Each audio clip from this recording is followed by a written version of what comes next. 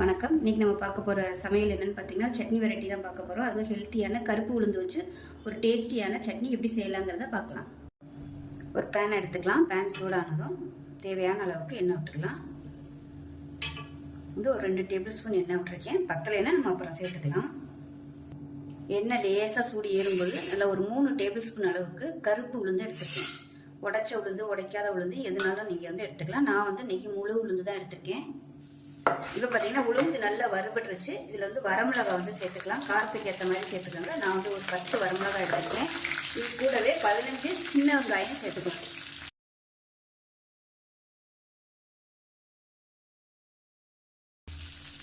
இது கூடவே ஒரு 5 பல் பூண்டு சேர்த்துக்கலாம். கட்டாயம் பூண்டு சேர்த்துக்கோங்க. ஏன்னா உளுந்து சேர்த்துக்கிறதுனால வாய் உரிவாக அது ஏற்றுக்கிறோம். அதனால் கண்டிப்பாக பூண்டு நிறையவே சேர்த்துக்கலாம். அதில் ஒரு கைப்பிடி புதினா, ஒரு கைப்பிடி கொத்தமல்லி, அதே மாதிரி ஒரு கைப்பிடி கருவேப்பிலையும் சேர்த்துக்கலாம். எது இருக்கோ நீங்கள் அதை சேர்த்துக்கோங்க. என்கிட்ட இன்னைக்கு 3மே இருக்கிறதுனால நான் 3 சேர்த்துருக்கேன். புதுசாக பழகுறவங்களா இருந்தால் உளுந்து நல்லா வறுபட்டதும் தனியாக வேற ஒரு தட்டுக்கு மாற்றிடுங்க. ஏன்னா உளுந்து கருப்பு கலரில் இருக்கிறதுனால கருகி போனாலும் தெரியாது. நான் லேசாக வறுபட ஆரம்பிக்கும் போதே மற்ற எல்லா பொருட்களையுமே சேர்த்துட்டேன். அது நம்ம எல்லாமே ஒன்றா சேர்க்கும்போது கரெக்டான ஸ்டேஜில் வறுபட்டு வந்துடும். அதனால் நான் எப்பயுமே அப்படி தான் பண்ணுவேன். புதுசாக பழகுறவங்களா இருந்தால் நீங்கள் தனியாக எடுத்து வச்சுட்டு மற்றதை போட்டு வதக்கி எடுத்துக்கோங்க. இப்போ இதில் மீடியம் சைஸாக 2 தக்காளி சேர்த்துக்கலாம். இப்போ இதில் உப்பு சேர்த்துக்கலாம். இப்போ எல்லாமே நல்லா வதங்கட்டும்.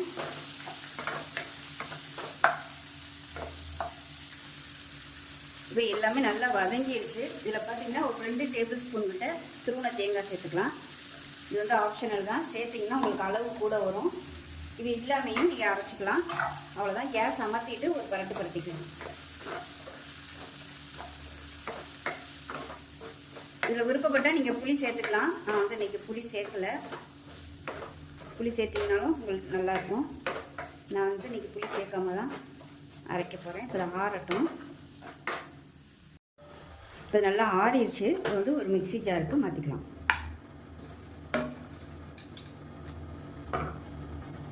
இப்போ அதை நம்ம அரைச்சிட்டு பார்க்கலாம். ஃபஸ்ட்டு எடுத்ததுமே தண்ணி ஊற்றிடாமல் ஃபஸ்ட்டு கோர்ஸாக அரைச்சிட்டு அதுக்கப்புறமா தண்ணி ஊற்றி அரைச்சிக்கணும். இப்போ பார்த்திங்கன்னா சட்னி நல்லா அரைச்சிட்டு வந்துட்டேன். இது தண்ணியாக வச்சு சாப்பிட்டிங்களாலும் சூப்பராக இருக்கும். கெட்டியாகவும் வச்சுக்கலாம். துவையலாகவும் அரைச்சிங்கன்னா சூப்பராக இருக்கும். இப்போ மிக்சியை அலசிட்டு தண்ணி எடுத்துக்கிறேன்.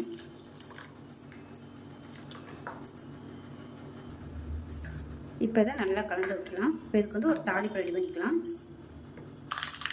இப்போ இதில் கடுகு, உளுந்து, ஒரு வரமிளகாய், கருவேப்பிலை, பெருங்காயம் போட்டிருக்கேன். இப்போ தாளித்து இதில் போட்டுருக்கேன்.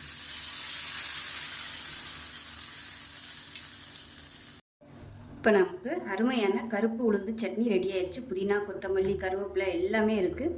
எல்லாமே நல்ல ஒரு ஹெல்த்தியான ஒரு பொருட்கள் தான். ஸோ கண்டிப்பாக செஞ்சு பாருங்கள். டெய்லி இந்த சட்னி வச்சாலும் பிடிக்காதுன்னு சொல்ல மாட்டாங்க. அவ்வளோ அட்டகாசமாக இருக்கும். கெட்டியாக அரைச்சிங்கன்னா லெமன் சாதம், இந்த வெரைட்டி ரைஸுக்கெலாம் தொட்டு சாப்பிட்டிங்கன்னா சூப்பராக இருக்கும்.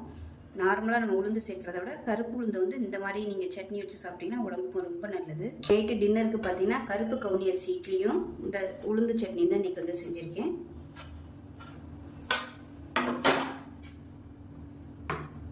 டேஸ்ட்டு சூப்பராக இருக்கும். கண்டிப்பாக செஞ்சு பாருங்கள். செஞ்சு பார்த்துட்டு எப்படி வந்துச்சுங்கிறத சொல்லுங்கள். வீடியோ பிடிச்சிச்சின்னா லைக் பண்ணுங்கள், கமெண்ட் பண்ணுங்கள், சேனலை சப்ஸ்கிரைப் பண்ணுங்கள், பக்கத்தில் உள்ள பெல் பட்டனையும் ப்ரெஸ் பண்ணுங்கள். நன்றி.